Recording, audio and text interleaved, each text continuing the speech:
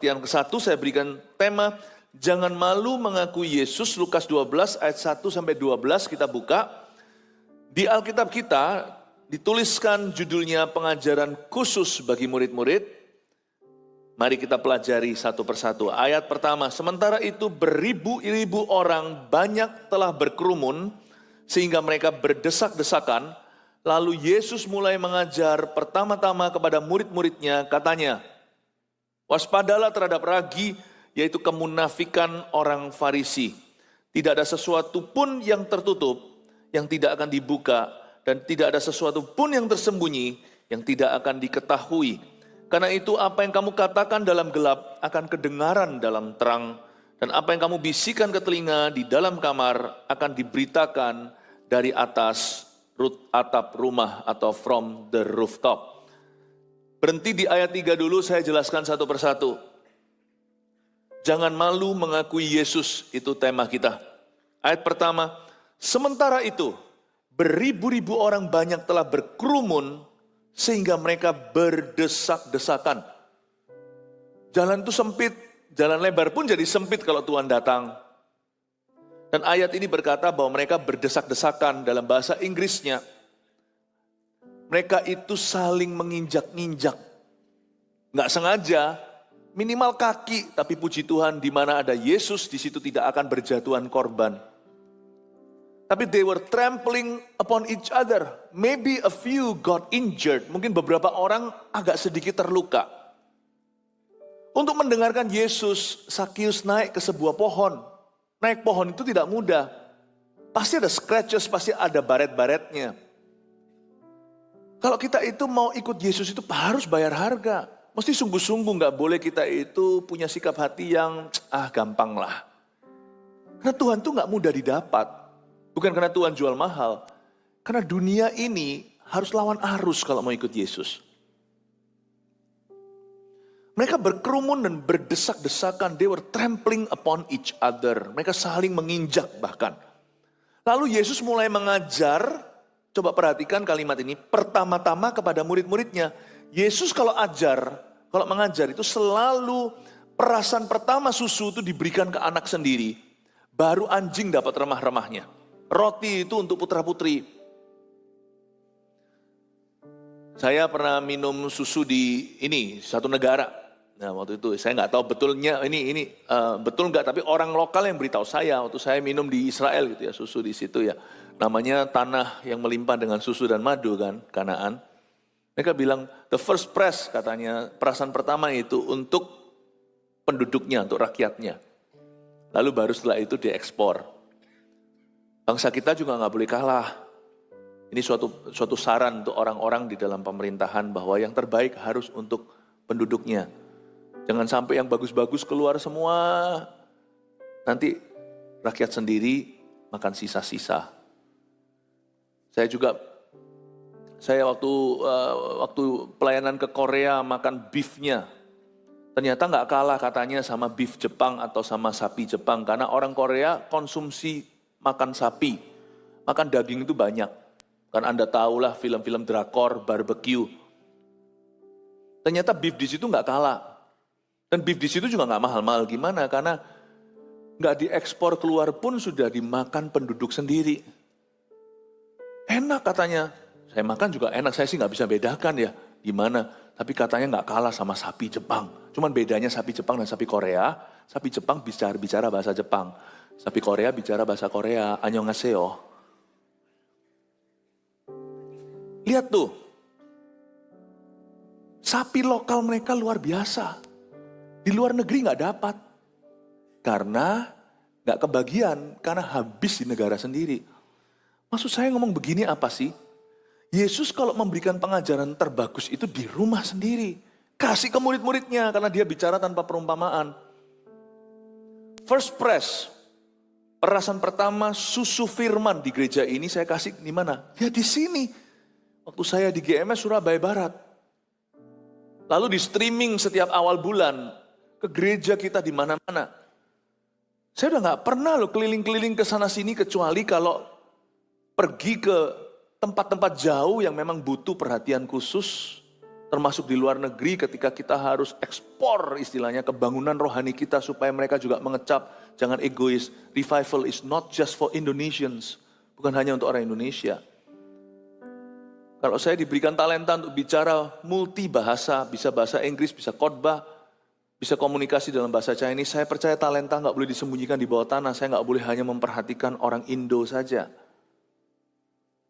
Orang Indonesia selalu kan menerima.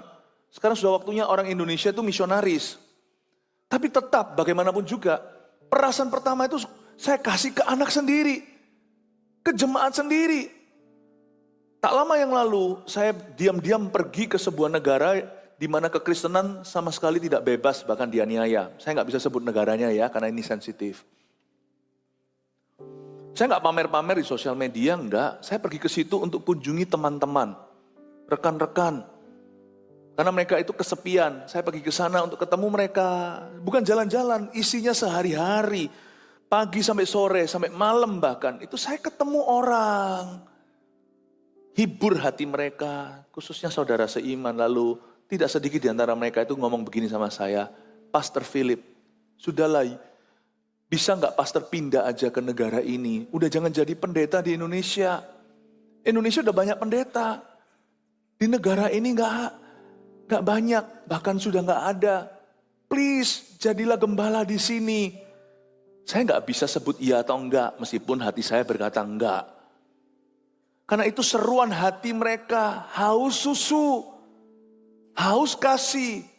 Seperti domba yang berserak-serak tanpa pengembalaan, seperti orang-orang muda yang tidak, seperti orang-orang yang tidak dimuridkan, mereka nggak muda lagi. Yang ngomong sama saya begini ini pemimpin, bukan jemaat biasa. Yang ngomong seperti ini semuanya orang-orang yang tahu, yang punya pengetahuan tentang firman. Please, pastor us. Don't go home, jangan pulang. Lalu sebagian di antara mereka berkata sama saya, Pastor Philip, bisa nggak terjemahkan semua bahan-bahan khotbah Anda yang di YouTube, di mana kami bisa saksikan nanti. Kami semua butuh makan. Apalagi itu loh, saya nggak tahu apa itu yang pastor duduk di sofa, lalu ngomong-ngomong itu apa itu. Kami yang mau itu, saat teduh bersama maksudnya. Saya bilang di tempat kami itu penterjemah kurang. Mereka loadnya udah luar biasa, volunteer lagi. Itu orang-orang kerja. Saya bilang kalau diterjemahkan pasti nggak sedalam bahasa aslinya. Dan kalau kita terjemahkan ahli bahasa, semuanya juga nggak akan bisa semua. Paling 1-2 dia berkata gini, salah-salah nggak apa-apa. Tapi tolong terjemahkan. Belepotan kami mengerti. Dia ngomong satu kalimat yang membuat saya terharu. Kami makan remahnya dari gerejamu aja, lebih baik daripada kami dengarkan full versi fullnya dari di negara kami, yang khotbahnya kontennya dangkal. Saya ulang, kami minta remahnya aja dari Indonesia, dari Surabaya tuh, termasuk yang duduk sofa, termasuk yang di mimbar, terjemahkan asal-asalan gak apa-apa. Asal kami paham sedikit, kami mengerti. It's okay. Mending kami makan remahnya dari Indonesia daripada roti dari negara kami. Karena di sini dangkal, kami bisa rasakan urapan di sana dalam. Jangan sampai kita yang ada dalam kebangunan rohani, kita lupa kalau kita basah. Nanti disalib sama orang-orang lain dari ujung dunia. Kita mesti bertobat karena kita itu mengalami susu dan madu. Mereka itu hanya mengalami kardusnya susu dan hanya kerak-keraknya daripada sarang madu. Udah gak ada lagi. Pers tinggal sedikit madunya, masih ada sisa manis. Kita di sini manis luar biasa, mungkin justru kita kurang menghargainya. Pengajaran seperti ini ternyata dinantikan oleh pulau yang jauh. Dan mereka berkata, please don't go home. Saya gak jawab mereka. Kalau saya bisa jawab, saya bilang, ya ngomong loh sama jemaatku. Kalau mereka boleh saya pergi, saya pergi. Saya rasa mereka gak akan memperbolehkan, saya GR nih. Ya enggak, sungguhan enggak ya, boleh ya, saya boleh pergi ya. Saya bilang, saya diam aja, saya rangkul mereka dan berkata, it's okay. Saya khotbah di sana, waktu saya ngobrol di sana, gak pakai penterjemah dengan semua bahasa saya yang belepotan.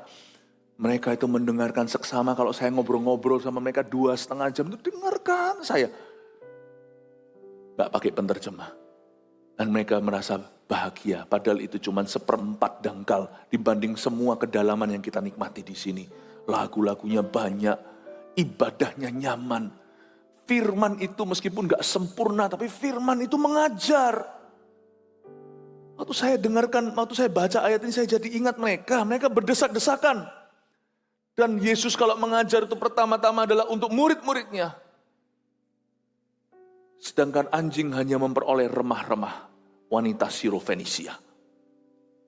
Bertobatlah, saudara, kalau Anda terlalu nyaman.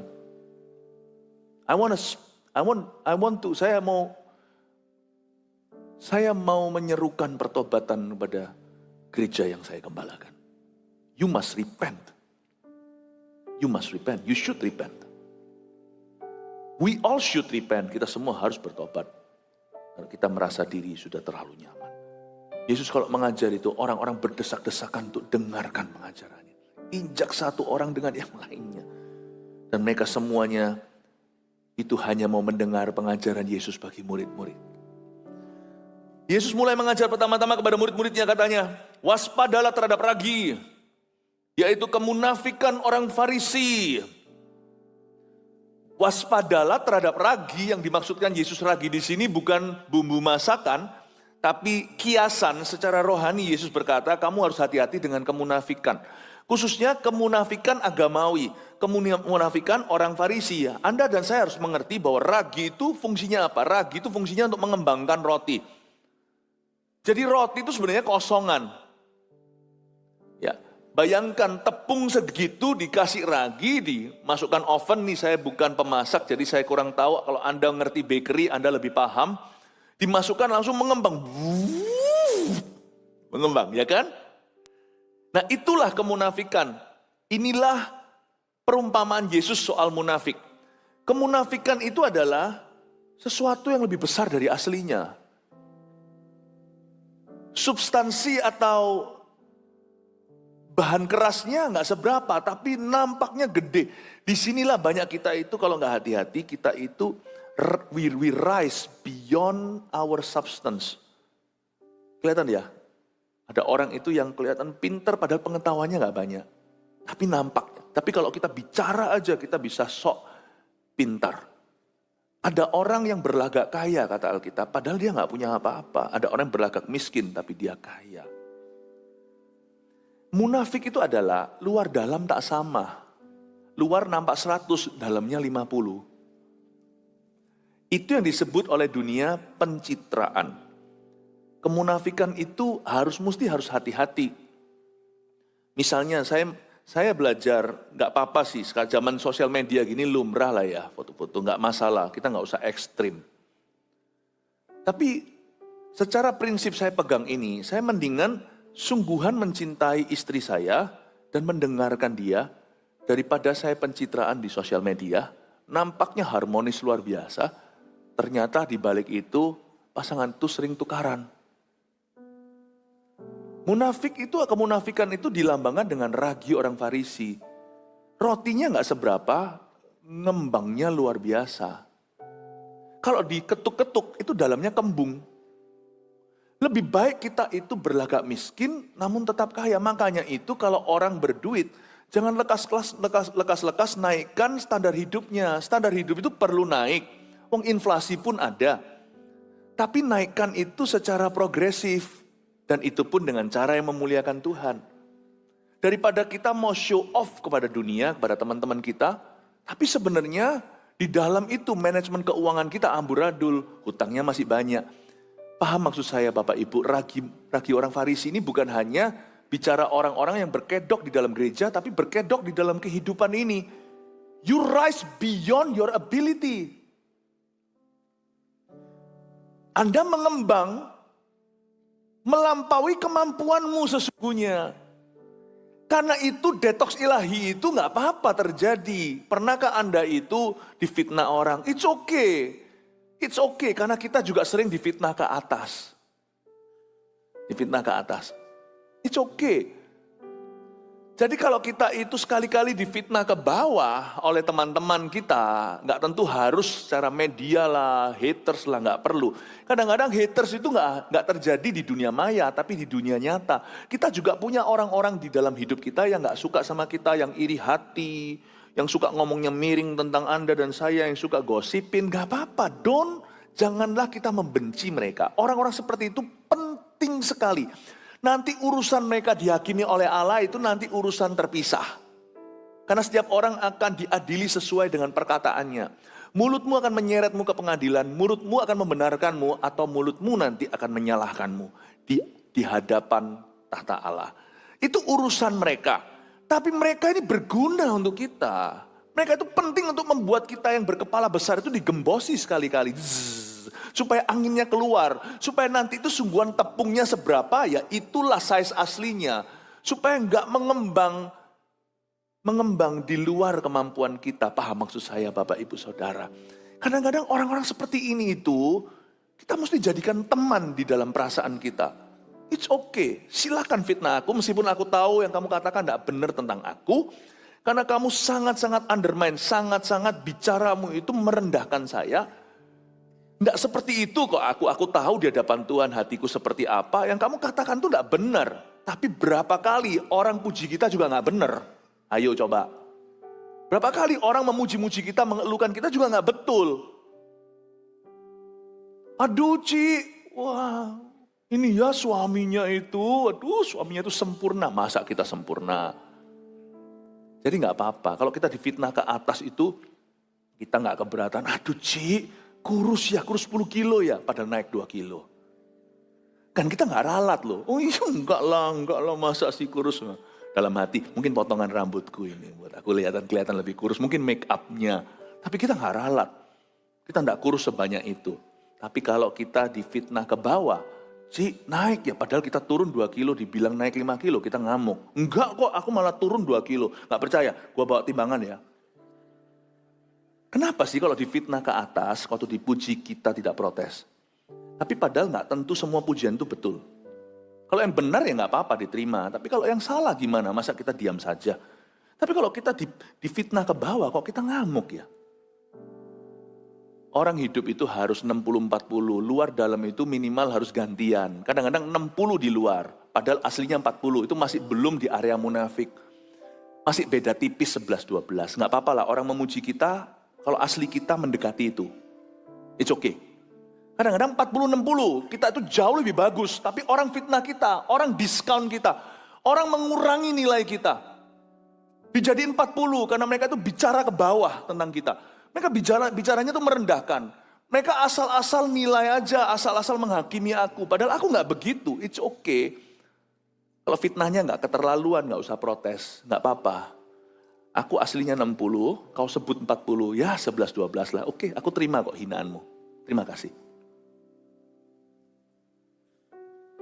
Kalau semuanya pujiannya nggak berlebihan, aku terima kok. Makanya orang kalau terima pujian itu jangan lupa bilang terima kasih. Ya, misalnya kalau semuanya Anda buat sesuatu dan berkata, waduh terima kasih ya Pak, makasih ya. Sangat memberkati saya loh, oh terima kasih. Nggak usah berkata, oh enggak, nggak usah begitu. Kalau memang patut diterima, terimalah. Anggaplah itu sebuah kasih, dia mengucapkannya. Kalau saya misalnya, oh khotbahnya bagus, Pastor Philip, terima kasih udah sangat memberkati saya. Oh iya terima kasih. Puji Tuhan, terima kasih. Puji Tuhan itu ke Tuhan, mengembalikan kemuliaan, ke orangnya saya berkata, terima kasih, thank you. Thank you. Padahal di dalam hati saya nggak merasa khotbah saya bagus, tapi ya, siapa tahu jadi berkat, terima kasih. Gak apa-apa 60-40. Aslinya 40, lu nilai gua 60, thank you. Tapi kalau Pastor Philip, khotbahnya Pastor Philip ini paling bagus di seluruh dunia. Enggak lah ya, langsung tolak, itu bukan 60. Anda dikasih nilai 100. Wah, ini khotbah ya kayak Tuhan sendiri yang berbicara. Nggak usah. Udah Cici, ya. Gak usah rame-rame gitu ya. Enggak sebagus itulah. Cepat kurangi nilaimu sendiri, enggak sebagus itulah. Saya masih belajar kok, doakan ya. Tapi kalau jadi berkat buat Anda ya thank you. Saya terima 20 poinnya, tapi jangan kasih saya 60 poin berlebihan. Anda harus bisa jaga hati, jangan sampai ada ragi. Ini kalau kelebihan, lama-lama overdosis namanya orang yang besar kepala itu ya itu. Atau kalau kelebihan lama-lama jadi orang minder, kalau kekurangan. Anda yang harus bisa jaga hati dengan segala waspada. Teknisnya di mana? Tekniknya gini, Anda pastikan cuma 20 poin bedanya. 60 luar, aslinya 40, atau aslinya 60, lu jatuhkan gua 20 poin, saya dikasih nilai 40, silahkan gak apa-apa, thank you. Terima kasih, engkau mengingatkan aku untuk selalu rendah hati. Amin Bapak Ibu Saudara. Makanya saya tidak mau gereja karismatik disebut sesat. Sebut aja kami bodoh. Hanya karena kami berbahasa roh yang orang tidak mengerti. Masa kalau Anda lihat orang Jepang, Anda bilang dia sesat. Oh, dia bicara bahasa sesuatu yang orang lain ngerti kok. Di kalangan karismatik, bahasa roh itu berguna.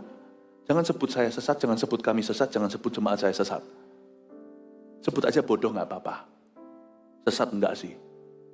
Karena secara doktrin mayor, Kristus adalah Tuhan, kami sama. Mau gereja karismatik, mau gereja konservatif, kita sama. Yang doktrin minor itu loh, tentang karunia yang beda. Jangan sebut sesat lah. I think Anda berlebihan kalau sebut kami sesat. Sebut aja kami bodoh. Gak apa-apa, oke.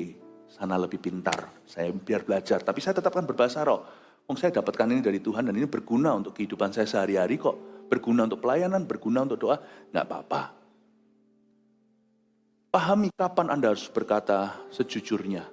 Protes gak usah terlalu keras. Ngomong aja apa adanya. Saya rasa saya gak sesat. Kita beda. Saya gak sesat. Kalau Anda mau sebut saya bodoh, saya tidak akan sanggah. Karena itu kan penilaian orang secara subjektif.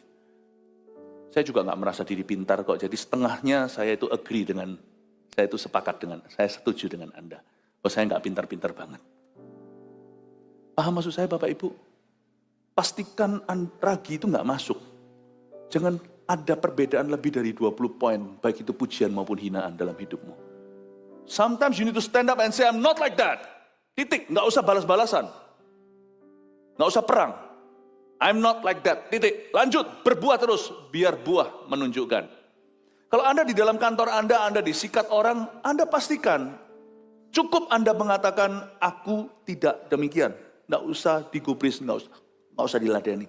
Murid Yesus nggak punya waktu untuk gitu-gitu. Murid Yesus itu berbuah, Yohanes 15, dengan inilah dunia tahu kamu muridku, dengan kamu berbuah lebat. Amin Bapak Ibu? Pahami ini, cara kita untuk menjaga hati, waspada terhadap ragi. Ayat 2, tidak ada sesuatu pun yang tertutup yang tidak akan dibuka, dan tidak ada sesuatu pun yang tersembunyi yang tidak akan diketahui. Dari ayat 2 saya pelajari sesuatu. Menjadi murid Yesus, kita harus punya sesuatu yang harus ada sesuatu yang kita takuti. Nggak ada sesuatu pun yang tertutup yang tidak akan dibuka. Setiap anak Tuhan kalau mau sehat imannya, mesti punya sesuatu yang dia takuti. Ya, mesti punya sesuatu yang dia takuti. Saya takut keluarga saya. Saya takut melukai mereka. Jadi saya nggak mau ngawur. Saya takut jemaat saya. Please pahami kalau saya ngomong begini. Takut saya takut yang sehat. Saya takut jadi batu sandungan. Saya takut kalau apa yang tertutup itu akan dibuka dan mendatangkan celah atas nama Tuhan. Setiap anak Tuhan, setiap murid Tuhan, kalau mau bertumbuh sehat imannya, harus punya sesuatu yang dia takuti. Celaka kalau seorang laki-laki udah gak takut lagi sama keluarganya, udah gak takut lagi sama gerejanya, liarlah nanti. Lihat nanti. Kalau Anda masih bisa takut sama gembala Anda, takut ditegur, takut ketahuan. Ya, takut ketahuan. Takut nanti kalau di dalam pelayanan akan dihentikan. Takut dicabut pelayanannya. Atau apalah. Itu semua takut yang sehat. Itu perlu. Saya bisa bayangkan kalau saya sebagai seorang pria, saya tidak takut lagi sama keluarga saya. Peduli amat. Istri gaya Oshin gitu. Diam. Just be quiet. I do whatever I want. Aku mau pulang kek, nggak pulang kek. Kalau nggak pulang ya silakan sana nyanyi Ai Sang Ige Pu Hui Jia dan. Udah. Mencintai seorang yang gak pernah pulang ke rumah. Aku mau pergi sama temanku itu bukan urusan lu. Kalau laki-laki juga kayak begitu bahaya. Anda nggak bisa mengaku Anda takut sama Tuhan kalau Anda tidak punya siapa-siapa atau apa-apa yang Anda takuti di hidup ini. Takut akan Tuhan itu nggak kelihatan. Harus ditafsirkan dengan takut akan sesuatu yang kelihatan. Saya nggak takut sama istri. Istri saya adalah seorang wanita yang tunduk sama suaminya dan saya banggakan hal itu. Istri saya itu sangat tunduk sama saya. Tapi pada suatu hari waktu saya pelayanan ke Taiwan, waktu saya kemana gitu sekalian, cara saya memperlakukan istri saya ngomong sama dia gimana, saya diskusi sama dia, lalu mereka berkata, wah takut sama istri ya? Saya bilang, tolong bedakan, usut pa laopo, ai laopo, de engkau, saya bilang gitu. Bukan takut istri, tetapi cinta istri, itu urapan yang kupunya. Jadi orang-orang di Taiwan, gereja di sana itu melihat cara saya memperlakukan istri dan anak-anak saya, mereka semuanya punya satu komentar. Wah, kita harus belajar dari Pastor Philip. Pastor Philip ini punya urapan cinta istri. Saya memang meletakkan diri saya demikian rupa. Kalau enggak, saya kan menjadi orang yang buas. Gimana kalau saya enggak takut lagi sama jemaat? Takut sama jemaat itu bukan berarti saya takut sama Anda, lalu saya mengucapkan hal-hal yang Anda inginkan. Saya tidak berani lagi menegurmu, tidak berani lagi mengajarmu dengan berani, bukan takut yang seperti itu. Takut akan jemaat itu begini. Saya dulu pernah cerita sebuah kesaksian waktu pulang dari kerja. Ini kira-kira sekitar 15 tahun yang lalu, lama ini. Waduh, saya lagi kesel itu, mobil saya diketuk di jalanan sama orang. Dan Anda harus tahu, keluarga saya tahu, saya itu orangnya nggak takut berantem, berkelahi itu saya nggak takut. Saya nggak peduli sana siapa, kalau saya turun, saya turun. Saya orangnya gitu dulu, dan saya nggak bangga tentang itu, itulah masa laluku. Makanya saya dulu itu selalu berkelahi sama orang itu, kenapa? Karena saya nggak peduli sana siapa. Itu diketuk, saya udah lagi capek-capeknya hari itu, diketuk lagi, saya bilang enggak mau, dilap lagi kacanya, lalu dilap kaca gitu kan tambah kotor ya kan ngasih kerjaan, saya bilang enggak mau, saya sudah kasih doa berkat, sana pergi. Masih terus diketuk, dilap-lap, dilihatin di kaca gitu. Saya mulai turunkan kaca saya dan saya mulai mendengarkan genderang perang. Saya mulai turunkan kaca saya berkata, Tuhan, aku capek hari ini Tuhan. Ini orang kok annoying sekali ya. Tuhan, aku turun sekali ini, izinkan saya cuti jadi pendeta. Boleh nggak just today, saya ambil cutinya. Saya nggak cuti jadi orang Kristen, cuti jadi pendeta sekali. Saya nggak apa-apain dia. Paling saya cuma pegang dia di kerahnya. Saya mau buka pintu, saya tutup, saya pegang punya kerah, tak angkat begitu. Sekali aja saya nggak pukul dia, saya janji. Saya cuma pegang kerahnya seperti ini. Saya cuma pegang kerahnya. Lalu saya turun, Phil Ipman Tofanya mulai muncul. Tahu nggak orang itu langsung bilang, Ko Philip, mati nggak aku?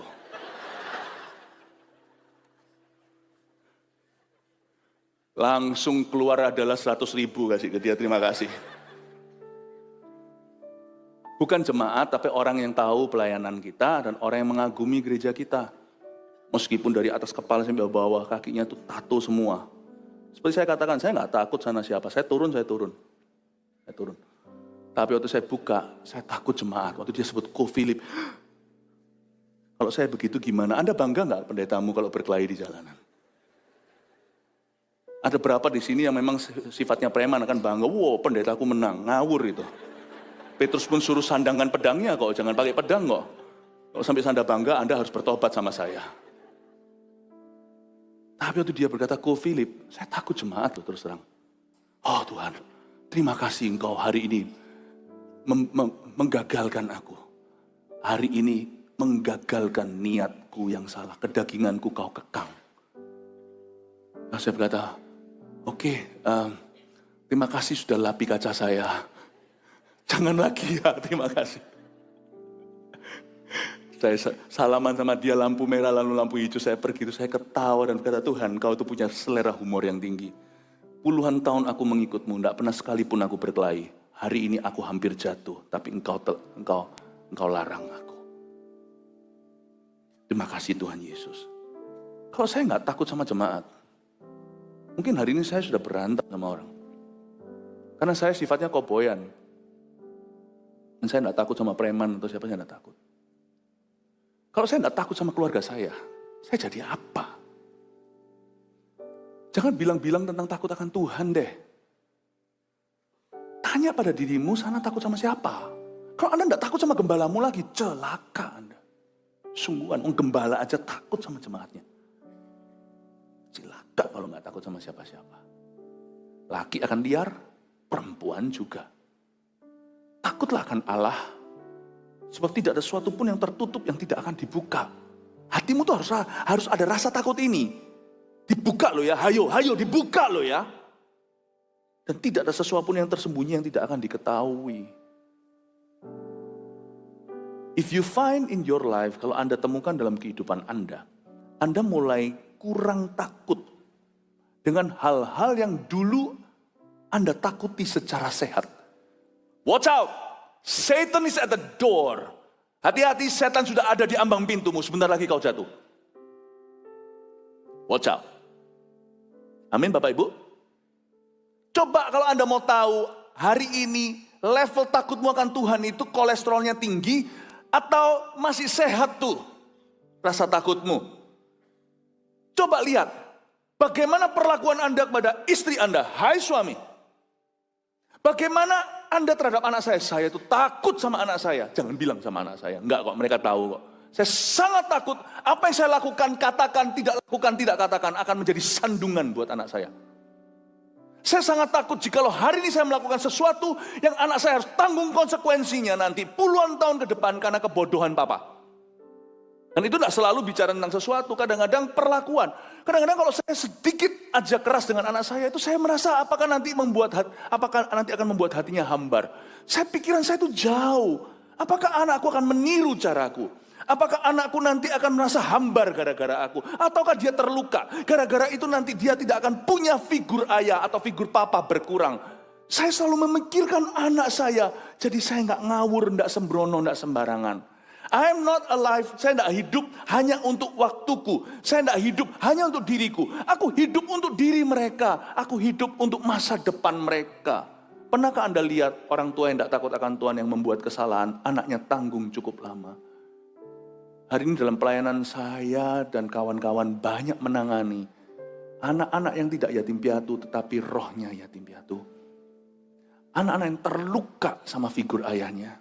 Banyak. Dan itu biasanya menjadi permasalahan terus-menerus kalau nggak diselesaikan nanti waktu masuk pelayanan orang itu terus bergejolak. Karena nggak pernah selesai. Never live for your own time. Jangan pernah hidup bagi waktumu saja. Pikirkan orang lain juga. Saya sangat takut sama anak saya. Saya takut kalau nanti apa yang saya lakukan dan katakan akan berdampak buruk atas mereka. Jadi tiap hari saya berdoa supaya saya menjadi seorang papa yang baik. Saya menjadi seorang ayah yang membanggakan, tidak mempermalukan anak saya. Sehingga anak saya tidak akan malu karena papanya di depan teman-temannya. Anak saya tidak akan malu suatu hari sama keluarga mertuanya. Anak saya tidak akan malu suatu hari sama rekan kerjanya. Kita tidak boleh korupsi. Mengapa? Nanti sampai kapanpun itu akan terus menjadi labelnya mereka. Mereka akan terus di label itu sampai kapanpun juga. Papamu merugikan orang lain. Larikan uang saudaraku. Coba bayangkan, saya tidak mau menjadi sandungan buat putra-putri saya. Sesuatu yang tertutup pasti akan dibuka. Semua yang tersembunyi pasti akan diketahui. Don't live selfishly. Jangan hidup bagi dirimu sendiri. Karena itu apa yang kamu katakan dalam gelap akan kedengaran dalam terang. Dan apa yang kamu bisikan ke telinga di dalam kamar akan diberitakan dari atas atap rumah. Penting sekali kita itu punya transparency dan accountability. Punya ketransparanan dan punya pertanggungjawaban. Harus ada. Setiap anak Tuhan itu yang dimuridkan tidaklah hidup liar.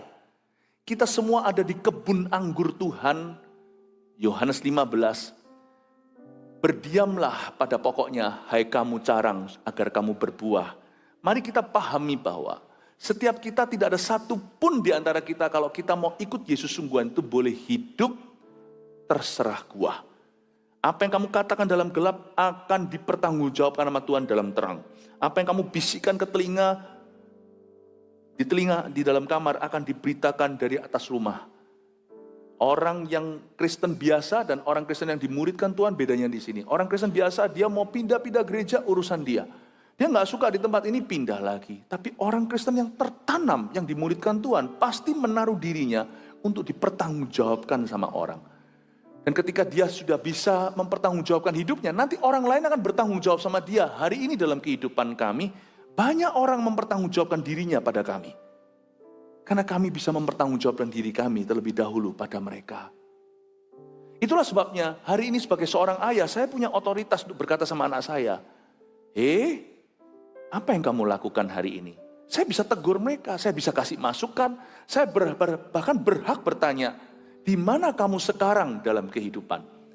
Kalau anak saya melihat teladan, kalau anak kita melihat teladan pada kita berhak juga meminta pertanggungjawaban mereka. Tapi sebelum kita minta pertanggungjawaban mereka, jangan seperti orang tua yang suka menuntut anak, tapi tidak pernah jadi teladan lebih dulu. Dan teladan kemudian, kita harus jadi teladan. Menjadi teladan itu berarti kita mempertanggungjawabkan diri kita dulu kepada mereka, baru kita berhak untuk minta pertanggungjawaban mereka kepada kita. Saya jaga hidup dalam kekudusan. Hari ini saya berhak bilang sama anak saya, kamu tidak boleh seks sebelum nikah. Kalau kita mempertanggungjawabkan diri kita dulu kepada mereka, kita berhak meminta pertanggungjawaban dari mereka. Tetapi bagi orang-orang yang sudah terlanjur dahulu kala pacarannya tidak benar, bukan berarti tidak ada harapan. Bertobatlah. Ya, bertobatlah. Anda juga punya hak untuk minta sama anak agar mereka hidup kudus. Bukan dari contohmu mungkin karena masa lalu sejarahnya kurang bagus, tapi dari firman Allah yang Anda hidupi hari ini. Anak kan bisa lihat Anda hari ini hidup dalam firman atau tidak. Dan anak yang melihat itu tidak akan pedulikan papa mamanya masa lalunya seperti apa, toh mereka belum lahir ya kan. Tapi kalau Anda hari ini hidup dalam firman, Anda punya wewenang untuk minta pertanggungjawaban dari anak Anda. Bagaimana hidupmu hari ini di hadapan Kristus. Saya berdoa di dalam nama Yesus, Anda jadi murid dulu sebelum Anda memuridkan. Ayat yang keempat, aku berkata kepadamu, hai sahabat-sahabatku, janganlah kamu takut terhadap mereka yang dapat membunuh tubuh dan kemudian tidak dapat berbuat apa-apa. Ayat 4 mengajarkan kepada kita mesti takut sama Tuhan yang gak kelihatan. Dan jangan takut sama orang lah, karena maksimal mereka hanya bisa membunuh tubuh kita. Kita ini hanya punya satu kehidupan. We've got only one life to lose. Kita hanya bisa kehilangan hidup itu cuma sekali saja, jadi gak usah takut apa-apa. Orang mati itu cuma sekali, jadi gak usah takut. Pasti ini. Hidup itu sementara dan sebentar saja, tapi kekekalan itu yang lama. Makanya takutlah sama Allah yang akan Anda lihat selama-lamanya. Orang-orang sekeliling kita yang cinta kita maupun yang jahat sama kita itu sebentar aja kita lihat, sebentar nggak kelihatan antara mereka pergi dulu atau kita nanti kita mati duluan. Hidup di dunia ini sementara. Ngapain takut apa-apa? Takutlah akan Allah. You have only one life to lose. Kalau ada satu orang ancam saya, misalnya saya bilang, kamu hanya bisa bunuh aku sekali. Tidak ada orang itu bisa bunuh kita berkali-kali. So why should I fear you? But God can kill you over and over again in eternity. Tapi Tuhan bisa membunuh kita berkali-kali dalam kekekalan, dalam api yang menyala tidak pernah henti dan padam. Itu yang aku takuti. Sorry, itu yang aku takuti. Karena dia bisa lemparkan saya. Kalau manusia itu, pol-polnya maksimalnya nggak usah manusia lah. Hidup ini nggak usah ditakuti. Misalnya kalau ada orang yang kena penyakit yang mematikan, lalu mengalami proses divonis dokter 3 bulan. Ya udah 3 bulan terakhir itu penderitaan. Nggak akan diulang lagi setelah orang itu meninggal dunia. Tidak akan diulang-ulang. You only have one life to lose. Kita hanya punya satu kehidupan untuk kita korbankan. Berarti kita juga punya satu kehidupan untuk kita bisa hidupi bagi Tuhan dan bagi orang lain juga. Dan bagi hidup kita. Kita punya satu kehidupan. Don't be afraid. Di hidup ini jangan takut. Manusia tidak bisa hidup. Saya ingatkan ya, kita semua akan mati. kalau Tuhan belum datang kembali. Tapi kita tidak bisa mati bolak-balik. Karena kekristenan tidak ada reinkarnasi. Saya percaya yang ada kebangkitan. Kita tidak bisa mati bolak-balik. Penderitaan itu sebentar. Tapi Tuhan kita akan ketemu terus. Ayat 5, aku akan menunjukkan kepada kamu siapakah yang harus kamu takuti. Takutlah dia yang telah membunuh, setelah membunuh mempunyai kuasa untuk melemparkan orang ke dalam neraka. Sesungguhnya aku berkata kepadamu, takutilah dia. Saya kasih 3 alasan mengapa kita mesti takut sama Tuhan. 1, karena Tuhan yang memegang kunci kehidupan. Tiap hari itu Tuhan yang menentukan. Meskipun kita punya pilihan. Manusia hanya punya pilihan dan konsekuensi. Tapi nasib itu dari Tuhan. 1, alasan kenapa kita takut sama Tuhan, karena Tuhan yang pegang kunci kehidupan. 2, karena Tuhan yang pegang kunci kematian.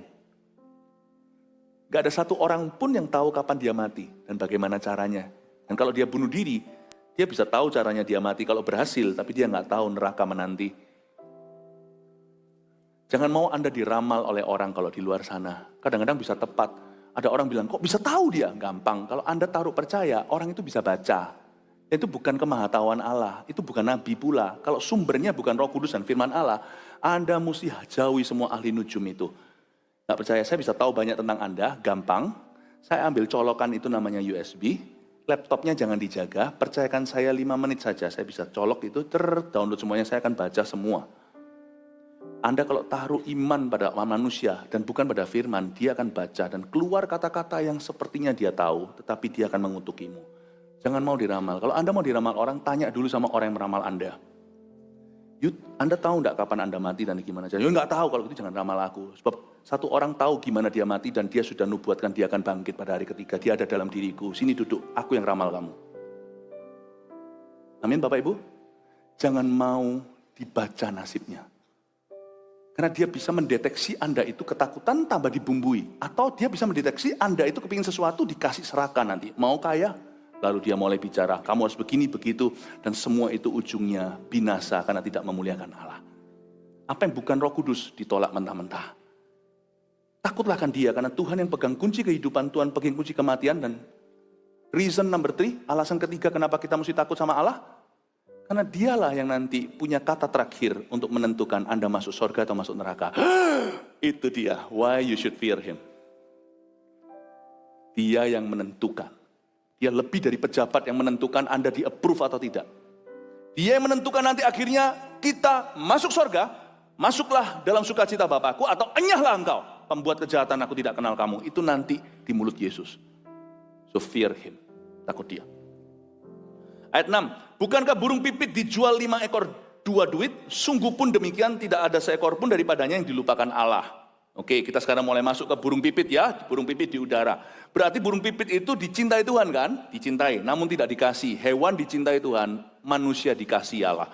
Ayat 7, bahkan rambut kepalamu pun terhitung semuanya. Karena itu jangan takut, karena kamu lebih berharga daripada banyak burung pipit. Mau tahu kenapa hati kita cenderung takut? Orang yang takut bukan karena dia ketakutan. Sumber takut adalah rasa tidak percaya kepada Tuhan. Dosa pertama Adam dan Hawa itu bukan rasa takutlah, membunuh, berzina, tapi curiga. Karena itu saya di sini pelajari, Tuhan berkata kamu jangan takut, tapi Tuhan kasih antibiotiknya beda. Waktu Tuhan bilang jangan takut, obatnya adalah kamu lebih berharga. Kok bisa ya? Kalau orang takut kan harusnya diberitahu jangan takut. Tuhan bilang jangan takut, kamu berharga. Hubungannya apa? If you know your value, kalau kita tahu nilai kita di hadapan Allah, kita tidak usah takut. Iman itu lahirnya bukan dari sesuatu yang diiman-imani. Pastor Philip doakan supaya imanku besar ya. Iman itu nggak perlu didoakan untuk besar. Iman itu harus punya pandangan yang benar. Otomatis iman akan bertumbuh dan menguat jikalau cara pandang Anda tidak salah. Misalnya suatu hari saya naik pesawat itu goncang. Ya, pesawat itu goncang. Teman saya di sebelah saya itu ketakutan. Dia berkata, Pastor Philip, dia berkata, untung ya ada Ko Philip, dia bilang, untung pesawat ini gak akan jatuh. Loh kok ada saya itu gimana? Dalam hati saya gak mau takut-takuti dia. Loh pendeta naik pesawat ada juga loh ceritanya yang jatuh dan mati. Saya kalau ngomong gitu kan dia tambah ketakutan. Tapi saya biarkan. Bedanya hari itu dia ketakutan, saya enggak di mana. Bukan karena iman saya lebih kuat, enggak. Karena saya tahu tujuan. Saya tahu Tuhan, saya tahu saya berharga. Dan apa yang saya lakukan itu berharga. Bukan saya yang butuh, Tuhan juga nggak butuh. Tapi semua ini karena kehendak Tuhan, Tuhan akan jaga. Kalau saya tahu saya itu berharga, dan misi saya berharga, Tuhan yang jaga. Saya pilih pesawat ini juga bukan pesawat bobrok, pesawat ini pesawat yang bagus, saya pergi. Kalau pesawat bagus kita nggak pernah tahu, terus kita mati, ya sudah terserah ya kan. Bukan gampang, takut memang ngeri, itu goyangnya. Tapi saya selalu lihat, pramugarinya kalau oke ya oke. Kalau pramugarinya pucat, nah saya pucat. Dan pada saat itu, apa bedanya saya dengan dia? Dia nggak merasa berharga. Saya nggak ngerti apa yang membuat dia merasa nggak berharga. Mungkin apakah ada dosa, atau dia selama ini hidup sia-sia. Tapi kalau dia merasa berharga, dia akan percaya diri. Saya merasa berharga, bukan merasa layak ya. Saya merasa berharga, saya merasa misi yang saya jalankan itu berharga. Saya ngomong sama dia, tenang lah. Ini kan kita mau KKR nanti. Nanti kalau semua mereka mau KKR begini, nanti kalau tidak ada pembicaranya kan seharusnya malaikat yang panik kan, bukan kita. Tenang aja, nyampe. Kalau Anda tahu Anda berharga, Anda tidak akan khawatir. Aduh, makan apa besok? Burung pipit aja loh dia pelihara. Saya tunjukkan ya, rambut di kepalamu itu terhitung semuanya itu maksudnya apa. Ini secara garis besar aja, orang-orang yang berambut merah itu kurang lebih ada 90.000 rambutnya. Orang-orang yang berambut hitam seperti kita, itu rambutnya kurang lebih 120.000. Dan Anda lihat orang-orang yang pirang itu kan biasanya rambutnya itu tebel-tebel ya. Memang betul yang pirang biasanya punya 145 ribuan rambutnya. Makanya kita tidak usah dicat pirang supaya banyak rambutnya. Nggak perlu, itu yang pirang dari lahir. Tapi rambutmu dihitung itu bukan berapa ratus ribu. Rambutmu dihitung, kata rambutmu dihitung itu your hair is numbered. Itu lain. Itu setiap helainya ada barcode-nya. Jadi kalau sekarang Anda sisiran, shampoo-nya nggak cocok, lalu ada banyak sekali rontokan rambut di sisirmu, itu Tuhan tahu rambut yang nomor berapa, rambut nomor 92.769. Itu satunya lagi itu rambut 9.741, yang satunya lagi itu rambut ke 176. Yang satu lagi yang rontok lagi di sisir yang sama, meskipun semuanya warnanya sama dan semuanya numpuk-numpuk di situ, Tuhan tahu itu rambut ke 110.301. Your hair is numbered, itu berarti Tuhan spesifik di hidup. Bukan dihitung berapa jumlah, masing-masing itu ada nomornya, registrasinya. Hah? Masa Tuhan? Kenapa Tuhan izinkan saya botak? Supaya gampang hitungnya. Tuhan itu baik pokoknya, amin. Aku berkata kepadamu, ayat 8, setiap orang yang mengakui aku di depan manusia, anak manusia juga akan mengakui dia di depan malaikat-malaikat Allah. Tetapi barang siapa menyangkal aku di depan manusia, ia akan disangkal di depan malaikat-malaikat Allah. Saya tidak akan bahas ayat 10-12, lain kali saja, tapi ayat ini, saya akan berhenti di ayat ini. Saya akan tekankan satu kebenaran ilahi. Jangan malu mengakui Yesus. Karena yang kita takut itu Tuhan, bukan manusia. Dan Alkitab berkata di ayat 8 sekali lagi, aku, kata Yesus, berkata kepadamu, setiap orang yang mengakui aku di depan manusia, anak manusia juga akan mengakui dia di depan malaikat-malaikat Allah. Anda perhatikan, barang siapa mengakui aku di depan manusia secara eksplisit dan secara jelas, Tuhan berkata, kamu tidak hanya kusuruh mengakui aku di dalam hati dan pikiranmu, tetapi barang siapa mengakui aku di depan manusia. Aha. Makanya tidak bisa orang itu hanya terima Yesus, terima Yesus. Buktinya apa Anda sungguhan menerima? Baptis. Karena baptis otomatis public news. Saya temukan waktu menginjili orang-orang yang belum terima Tuhan, bukan dari latar belakang Kristiani, adalah terima Yesus lebih gampang loh, sungguhan. Baptis, wah itu susahnya kayak seluruh dunianya kiamat. Saya jadi mengerti bahwa baptisan tidak menyelamatkan, tapi baptisan membuktikan keselamatan orang itu. Tapi penyamun di samping Yesus itu nggak dibaptis kok masuk surga. Iya, tapi dia disalib. Kalau mau seperti itu silahkan minta disalibkan. Selain itu, mengaku Yesus di depan umum, di depan manusia, itu bukan hanya di dalam pikiran dan hati kita, itu juga ada beberapa hal yang Tuhan ajarkan kepada kita. Ayat 9, barang siapa menyangkal aku di depan manusia. Jadi lawan kata mengaku Yesus adalah menyangkal Yesus di depan manusia. There are common mistakes. Ada kesalahan-kesalahan umum yang kita lakukan di dalam hidup sehari-hari. Tanpa kita sadari, kita mulai perlahan-lahan bergeser. Dari mengaku Yesus, menjadi malu akan Yesus. Saya kasih beberapa hikmat praktis ya untuk mengaku Yesus. Misalnya, Anda di dalam perusahaan Anda, kantor Anda manajernya atau bahkan direkturnya. Lalu setelah itu, ada perkumpulan yang sifatnya semua agama kumpul di situ. Misalkan gitu ya. Kadang-kadang kita nggak punya pilihan dalam kemajemukan, bahwa kita harus memberikan kesempatan yang sama. Misalnya hari tertentu ada kepercayaan tertentu yang beribadah. Tapi juga saya kagum melihat bagaimana orang-orang Kristen di dunia kerja harus berhikmat, memberikan kesempatan pada yang lainnya. Sementara itu Anda juga ambil hari itu, untungnya dalam kekristenan tidak ada hari yang istimewa, semua hari adalah harinya Tuhan. Di hari yang sama, umat yang lain sedang beribadah, Anda adakan persekutuan doa misalnya. Di persekutuan doa Anda, mengakui Yesus mudah. Shalom, shalom, kiri kanan. Tapi pada waktu nanti kumpul sama-sama, misalnya kalau kita, selamatan sesuatu dan sebagainya, kita syukuran segalanya. Kan pegawai, pekerja di situ kan tidak cuma Kristiani. Disitulah Anda perlu hindari. Kalau itu pertemuannya majemuk, gak perlu sebut shalom. Karena shalom adalah sebutan untuk orang-orang Kristen. Sedangkan kepercayaan lain punya versi shalomnya sendiri. Daripada Anda borong semuanya di dalam sapaan, waktu Anda harus ceramah, bukan ceramah, untuk menyambut semua. Yang shalom, yang bukan shalom disebut semuanya, tambah membingungkan. Dan hati-hati dengan kemunafikan. Anda sebut shalom karena Anda percaya Yesus. Anda juga tidak sebut shalom versi lain karena Anda tidak percaya itu. Kalau Anda sebut itu, mendingan jadi agama itu. Kalau saya jadi Anda di dalam pertemuan majemuk seperti itu, saya akan ambil nasionalismenya. Coba lihat jam, kalau misalnya siang, saya akan sebut, selamat siang Bapak Ibu. Nggak perlu shalommu atau versi yang lain. Selamat siang cukup. Anda bisa ngomong sesuatu yang umum, bukan doa menurut kepercayaan masing-masing, berarti Anda percaya dong. Ada berbagai jalan menuju ke sorga. Jangan kompromikan iman. Jangan diam-diam menggeser pengakuanmu. Jangan malu akan Yesus. Tapi kalau kita KKR langsung hanya satu jalan, perang terbuka nanti di kantornya. Itu juga kebodohan, karena ini bukanlah saatnya untuk kita mencetuskan. Menurut saya, doakan supaya cabang baru yang kita buka ini direstui Tuhan. Nggak usah doa menurut kepercayaan masing-masing. Anda juga nggak perlu sebut Yesus. Karena ini hanyalah sebutan ramah tamah, doakan. Ya, doakan aku berhasil ya, itu nggak sungguhan doa. Cuman wish me luck gitu loh. Itu nggak apa-apa.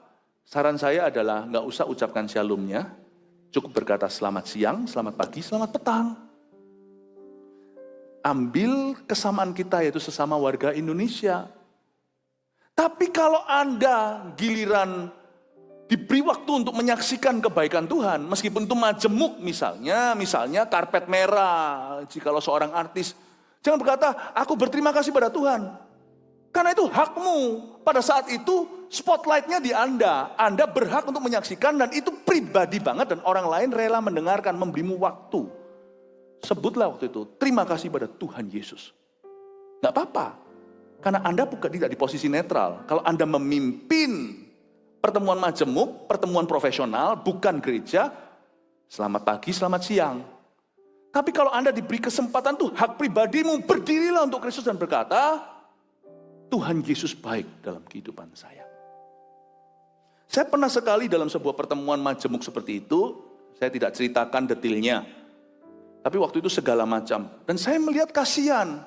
Orang dari kepercayaan lain naik ke atas harus mengucapkan shalom kita. Dalam hati saya, kalau Anda sungguhan bermaksud dengan kata shalom itu, jadilah Kristen. Karena shalom itu artinya damai sejahtera dengan Allah. Karena pengorbanan Yesus Kristus. Jangan ucapkan itu, nggak apa-apa mengucapkan ya saya merasa Anda menghargai kepercayaan kami. Tapi kalau Anda mengucapkannya, Anda mestinya harus percaya Yesus. Dibaptis. Karena itu saya tidak punya ekspektasi orang-orang mereka, saudara-saudara kita tersebut dari keyakinan yang berbeda, mengucapkan shalom. Dan saya tidak akan tersinggung kalau mereka tidak mengucapkannya. Saya tidak mau, dan giliran saya sebagai pendeta naik, dan semua orang tahu saya pendeta. Sedangkan hamba-hamba Tuhan yang lain naik juga mengucapkan shalom versi beraneka ragam. Saya rasa shalom bukan untuk bineka ya. Demikian pula keyakinan mereka. Kita punya perbedaan yang fundamental, namun saya rasa ini waktunya kita mencari persamaan kita. Naik ke atas, hamba-hamba Tuhan juga berkata shalom versi macam-macam. Saya dalam hati berkata, kalau gitu sekalian pindah agama Pak. Jangan ucapkan itu kalau Anda tidak yakin, karena itu kalimat suci bagi mereka. Saya nggak mau, saya naik ke atas kaget semuanya, terkejut. Sekitar ada 50 orang, semua perwakilan macam-macam berbeda-beda. Bineka di sana. Saya naik ke atas berkata, selamat malam Bapak Ibu yang saya hormati. Saya satu-satunya yang tidak ucapkan shalom dan macam-macam. Dan yang lainnya. Lalu saya berkata, saya berterima kasih untuk kesempatan ini. Kita apapun kita ini, ras agama berbeda. Kita semua dari satu ras yaitu human race, manusia. Kita sesama manusia harus saling menghargai. Kita sesama warga Indonesia, negara Indonesia, kita harus saling melindungi. Kita ini rekan sekampung, tertawa semuanya. Kita semuanya, apapun juga budaya kita beda. Kita ini WNI semuanya. Paspor kita warnanya sama. Saya berkata, saya bersyukur hari ini diberi kesempatan. Kalau giliran saya izinkan saya mengatakan pengajaran Tuhan Yesus yang paling besar adalah kasihilah Tuhan dan kasihilah sesamamu manusia seperti dirimu sendiri. Saya berharap kalau nanti di jalanan suatu hari Anda kelihatan saya di jalanan, kalau misalnya saya tidak doakan ditabrak motor gitu, Anda jangan tanya dulu saya pendeta atau tidak, bawa saya ke rumah sakit ya. Jangan tanya agama saya, bawa saya langsung ke UGD. Tapi kalau Anda Bapak Ibu, apapun atribut kita yang kita pakai, kalau saya melihat Anda di jalanan dan jalan sepi sendirian, tidak ada orang, Anda ditabrak motor, saya ada di situ, saya janji, saya sebagai pendeta turun tidak tanya agama Anda, tidak tanya profesi Anda, saya akan bawa Anda ke UGD, karena kita sama-sama manusia. Dan mereka melihat saya, dan setiap orang kan kasih kesempatan untuk menceritakan imannya. Nah, giliran saya ceritakan imannya. Nah, tadi kan diberi kesempatan masing-masing kita untuk menceritakan iman saya. Izinkan saya menceritakan, simple saja. Tahun 92 saya bertemu Yesus secara pribadi. Saya dulu kira dia hanya teori, dia hanya agama. Saya bertemu dia dalam sebuah sinar terang, dalam sebuah gereja. Dan di balik suara, di balik terang itu ada suara berkata, aku Yesus, aku mengasihimu. Lalu saya berkata, dan hari itu saya bertobat. Sejak hari itu Tuhan cuma ajari saya satu hal ini puluhan tahun. Kasihilah Tuhan dan kasihilah sesamamu manusia. Saya beritahu pengajaran Kristen semuanya berpusat pada mengasihi sesama kita. Terima kasih sudah memberi saya kesempatan hari ini untuk menjadi berkat dan menyaksikan. Dan mari kita sama-sama jaga persatuan Indonesia. Untungnya PMP saya dulu lulus. Sila ketiga, persatuan Indonesia kita jaga bersama-sama. Itu orang-orang ya berdiri semuanya. Pada waktu setelah saya speech itu, saya turun, saya disalami satu persatu. Dan mereka berkata, saya kagum Anda berani. Saya bukan berani Pak, saya ketakutan, saya bilang gitu. Tapi saya jujur, saya tidak munafik. Itu persis yang keluar dari mulut saya. Saya jujur, saya tidak munafik. Saya bukan berani. Lalu satu lagi datang berkata, orang dari kepercayaan yang berbeda. Wah, saya senang sekali. You punya gereja di mana? Saya mau ceramah di gereja. Oh iya, terima kasih, saya pikirkan. Ya enggak lah ya. Karena mimbar ini hanya untuk firman Tuhan yang kita yakini. Paham ini? Jangan kompromi di depan orang. Miliki hikmat. Jangan munafik dan ragi. Jujur tapi sopan. Jangan meretakkan persatuan. Tapi persatuan kita bukan iman. Iman kita itu jelas-jelas jalan sempit dan kita yakini dengan segenap hati. Bukan doa menurut kepercayaan masing-masing. Aku tahu hanya doa dalam nama Yesus sajalah. Di mana ada keselamatan. Bapak Ibu Saudara, semoga Anda jadi murid Yesus di tempat di mana Anda ditempatkan. Menjadi berhikmat dan jangan malu mengakui Yesus dalam hidupmu. Ingat, yang harus kau takuti hanya satu. Manusia membunuh cuma sekali, mati ya sekali. Anda akan ketemu Yesus selama-lamanya. Itu yang harus Anda takuti. Takutlah akan Tuhan. Jangan malu mengakui Tuhan Yesus. Haleluya, berikan tepuk tangan bagi Tuhan.